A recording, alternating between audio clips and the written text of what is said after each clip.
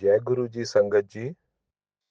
गुरु जी कहते हैं, गुरु अगे अपने कर्म बख्शवा लेने चाहिए ने। जी हाँ, अपने कर्मों की माफी मांग लेनी चाहिए अपने गुरु महाराज से। जिंदगी में हम सब एक बात बहुत आसानी से भूल जाते हैं। हम इंसान हैं और इंसान से गलती होना बिल्कुल स्वाभाविक है। चाहे हम कितने भी अच्छे क्यों ना बन जाएं, कभी ना कभी जाने अनजाने में हमसे कुछ गलत हो ही जाता है। कभी किसी का दिल दुखा देते हैं, कभी किसी के बारे में गलत सोच लेते हैं, कभी अपने स्वार्थ में आकर गलत निर्णय ले लेते हैं। यहीं पर ये बात बहुत गहरी हो जाती है। गुरु अगे अपने कर्म बख्शवा लेने चाहिए ने, यानी गुरु के सामने अपने कर्मों की माफी मांग लेनी चाहिए। संगत जी, गुरु सिर्फ एक व्यक्ति नहीं है। गुरु एक रोशनी है, एक मार्गदर्शक है, एक ऐसी शक्ति है जो हमें हमारे अंदर का सच दिखाती है। जब हम गुरु के सामने जाते हैं तो हमें दिखावा नहीं करना चाहिए, कोई बनावट नहीं करनी चाहिए। वहां सिर्फ सच्चाई चलती है। अब सोचिए, हम दुनिया में कैसे रहते हैं। अगर हमसे गलती हो जाए तो हम क्या करते हैं? या तो उसे छुपाने की कोशिश करते हैं, या फिर खुद को सही साबित करने में लग जाते हैं। लेकिन असली बदलाव वहीं से शुरू होता है, जब इंसान अपनी गलती को स्वीकार करता है। माफी मांगना कमजोरी नहीं है, ये सबसे बड़ी ताकत है। जब आप सच्चे दिल से गुरु के सामने कहते हो, गुरुजी मुझसे गलती हो गई, चाहे जानबूझकर या अनजाने में, मुझे माफ कर दो और मुझे सही रास्ता दिखाओ, तो वही पल आपके अंदर एक बदलाव शुरू करता है। इसको एक छोटे से उदाहरण से समझते हैं। एक आदमी था, बहुत मेहनती था, लेकिन गुस्से वाला स्वभाव था। ऑफिस में एक दिन उसके जूनियर से गलती हो गई और उसने सबके सामने उसे बहुत बुरा भला कह दिया।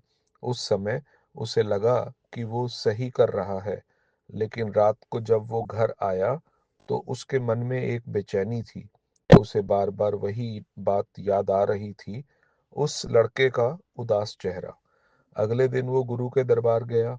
वहां जाकर उसने सिर झुकाया और दिल से कहा, गुरुजी मुझसे गलती हो गई है, मैंने किसी का दिल दुखाया है, मुझे माफ कर दो और मुझे सही करने की हिम्मत दो।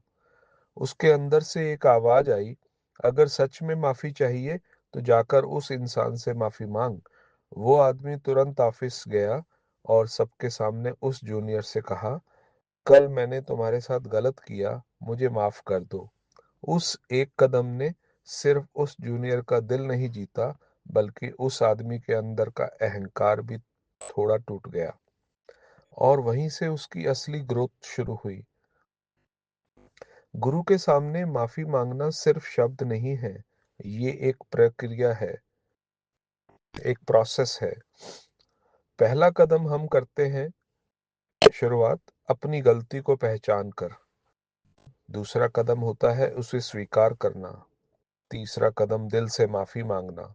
और चौथा कदम उसे सुधारने की कोशिश करना। अगर हम सिर्फ माफ कर दो बोल दें, लेकिन अंदर से कोई बदलाव ना आए, तो वो अधूरा है। गुरु हमें सिर्फ माफ नहीं करते, वो हमें बेहतर बनाते हैं। एक और गहरी बात संगत जी, कई बार हम सोचते हैं, मैंने तो जानबूझकर कुछ गलत नहीं किया, फिर माफी क्यों मांगू? लेकिन सच्चाई ये है, अनजाने में किए गए कर्म भी असर डालते हैं। कभी हमारी एक बात, एक नजर, एक व्यवहार किसी को चोट पहुंचा देता है और हमें पता भी नहीं चलता। इसलिए रोज थोड़ा समय निकालकर गुरु के सामने बैठकर ये कहना चाहिए, अगर मुझसे किसी का दिल दुखा हो, किसी को तकलीफ पहुंची हो, मुझे माफ कर दो। ये आदत आपके मन को हल्का कर देगी। जिंदगी में इसका असर, जब आप माफी मांगने लगते हैं, आपका अहंकार धीरे धीरे खत्म होता है, आपका मन शांत होने लगता है और सबसे जरूरी, आप खुद से जुड़ने लगते हो, क्योंकि असली शांति बाहर नहीं, अंदर मिलती है।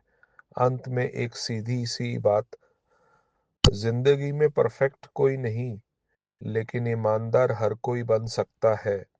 हर रात सोने से पहले बस 2 मिनट के लिए आँख बंद करो और कहो, गुरुजी, आज जो भी गलत हुआ, चाहे जानबूझकर या अनजाने में, मुझे माफ़ कर देना और कल मुझे बेहतर इंसान बनाना। यकीन मानिए, ये छोटी-सी आदत आपकी पूरी ज़िंदगी बदल सकती है, क्योंकि जब इंसान झुकता है, तभी ऊपर उठता है। शुक्रिया, शुक्रिया संगत जी। जय गुरु जी, शुक्राना गुरु जी।